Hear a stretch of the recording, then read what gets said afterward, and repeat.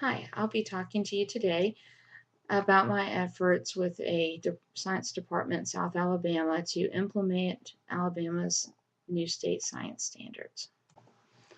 In 2015, the state of Alabama adopted new state science standards.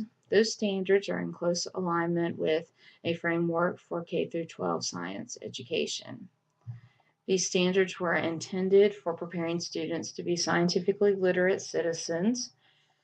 And as part of this effort, there were three major shifts that were included in these new standards. The first is it included the three dimensions: science and engineering practices and cross-cutting concepts from the framework. The new standards are performance standards versus the old content standards. And the standards also correlate to language art and math standards. These were pretty major shifts for teachers from the previous way things were done in the state. Unfortunately, the state of Alabama only provided PD for teacher leaders who were then expected to do turnaround training at their schools. Adopting new state science standards is a type of educational reform that is targeted at improving instruction in classrooms. Any sort of educational reform that is meant to change things in the classroom hinges upon teachers actually embracing the changes. To encourage teachers and basically convince teachers to embrace these changes, they need to be provided with direct professional development from an expert and ongoing support while they are working through these new instructional practices. This ongoing support can be supplied in the form of a building or department level professional learning community, or a PLC. The problem I attempted to address with this school was that the teachers were not provided with professional development and the necessary support for implementing new pedagogies dictated in the state science standards. In particular, we focused on the implementation of scientific argumentation during the 2017-2018 school year. Scientific argumentation was explicitly written into the standards for most of the high school subject areas in Alabama. It's put there for good reason because the research shows that scientific argumentation develops critical thinking skills in students, develops their scientific writing and talking skills, and increases their understanding of the science, culture and epistemology of science while teaching the traditional science content and reasoning. Although scientific argumentation can develop a lot of skills, desirable skills in students, teachers still identify major barriers to implementing, and there's actually very little scientific argumentation going on in U.S. classrooms. Some of the barriers teachers have identified to using scientific argumentation include their pedagogical content knowledge, or their PCK, the abilities of their students, and instructional time. Teachers are always lacking in instructional time for covering all of the standards dictated from the state. I used the conceptual framework for developing and evaluating scientific arguments by Sampson and Blanchard 2012 to develop the PD and as the framework for teachers to use in their class for their lessons. The CER framework includes a claim, which is the answer to a question or a conclusion, which fits with evidence that the students have gathered from labs or other sources. And then they would develop a rationale or a reasoning that is justified by the evidence and explains the evidence and how the evidence supports the claim. The stakeholders who would be impacted by this plan include the students, the teachers involved in this program, at the high school they're at, Saraland school system, Alabama State Department of Education, who set forth these standards and would like them implemented as written, as well as the businesses in Alabama, who are always looking for problem solvers and critical thinkers to employ. In addition, STEM careers in Alabama are expected to expand more than any other career field in the next 10 years. My plan was implemented at Saraland High School in Saraland, Alabama. Saraland is a suburb of Mobile. The high school is part of a new city school system that broke away from the county. It's only been around for about 10 years. During the 2017-2018 school year, Saraland High School served 1,054 students, which were predominantly white. The science department that I worked with included 7 teachers with experience ranging between 5 years and 23 years in the classroom. One of these teachers was excluded from the evaluation process. She was released before the end of the school year, and data collection could not be completed for her. The intended plan for implementation of argumentation with this department is that the entire department would participate in PD, and this would be supported with the argument-driven inquiry books. And then they would receive additional support throughout the year through a PLC that would meet once a month. The teachers were asked for accountability purposes to conduct one argumentation activity per quarter and submit their lesson. Unfortunately, this plan did not work for every teacher. Prior commitments such as coaching volleyball interfered with participation in the professional development and many of the PLC meetings for the teachers, which had to occur after school. This is the logic model for this plan of action. The long-term goals for this plan of action are that argumentation will become standard pedagogy in the science department, and that PLCs will actually be embraced school-wide for teacher improvement. The short-term goals that I was hoping to obtain just during the school year is that the teachers would actually engage their students in argumentation activities at least once per quarter, and that they would personally embrace the PLC concept and would continue using it at the end of the school year to tackle other problems.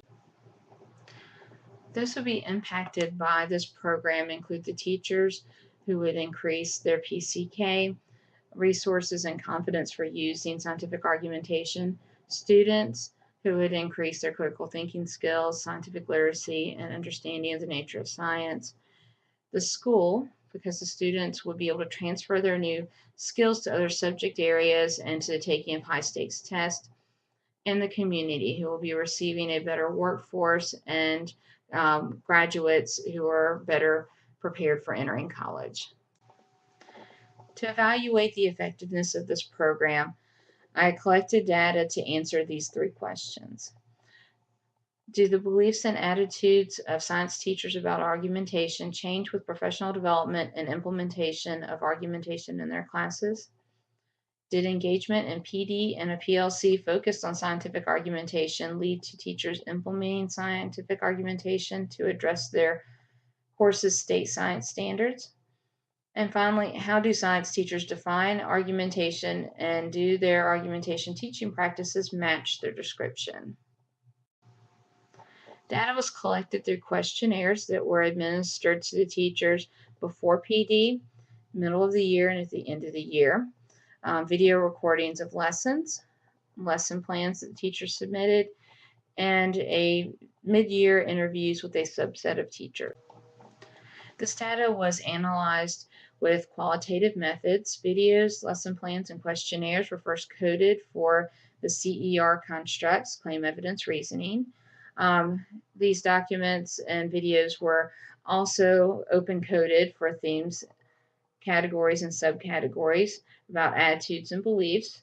This data was then disaggregated into categories and subcategories to identify similarities. The lesson plans that were submitted were also compared to the Alabama course of study. I found that positive attitudes and beliefs towards scientific argumentation increased amongst the teachers. However, this increase in positive attitudes was more related to the number of lessons they conducted in their class than it was to the professional development and PLC participation, as a number of the teachers were inconsistent in their participation. The teachers did perceive a number of barriers, many of them they overcame during the process. The first being their PCK, their self efficacy for being able to do this with their students, the abilities of their students, time, and just a lack of ready made resources. Throughout the implementation process, they noticed many benefits for their students, including using their critical thinking skills, being more attentive during argumentation lessons, developing skills that they would use on the ACT, and preparing these students for higher level sciences in college. The changes in beliefs and attitudes are best illustrated by these two quotes. The first was from Rachel during her mid-year interview. I was very intimidated by it just because it was change and something new. However, once I studied it and created some activities with it, it became a bit more familiar and not as intimidating. And then Isaac, who had used argumentation in the past, but still at the beginning of implementation was not fully comfortable with it, in his end of the year questionnaire wrote, growing more comfortable by the year. The consensus amongst the teachers who did at least 4 scientific argumentation lessons in their class was that they were much more comfortable with the pedagogy at the end of the year. The lessons submitted by the teachers did align to their course standards, cross-cutting concepts, and science practices. However, I thought it was interesting that none of the lessons submitted actually addressed standards that explicitly stated engage in argument from evidence. However, about half of the teachers that were participating did more than the 4 that they were asked to submit for accountability. So these standards may have actually been covered in the lessons that I did not see. For some of the teachers, their definition evolved throughout our implementation process. This can be seen in responses from Barbara on the before PD questionnaire and then the end of the PD questionnaire. On the pre-PD questionnaire, she defined argumentation as gathering information / data in order to support an idea. By the end of the year, her definition aligned more with the CER and was actually a much more concise description. She said, scientific argumentation is when students state their argument and explain their reasoning through the evidence they have collected. All the teachers, when defining scientific argumentation, included some version of the claim and evidence constructs from CER, but frequently they did not include the reasoning construct. Interesting to note here that the reasoning construct's actually the one that teachers reported struggling with the most when trying to guide students through developing an argument. Although the teachers frequently left out the reasoning construct in their definitions, it was not missing from their lessons.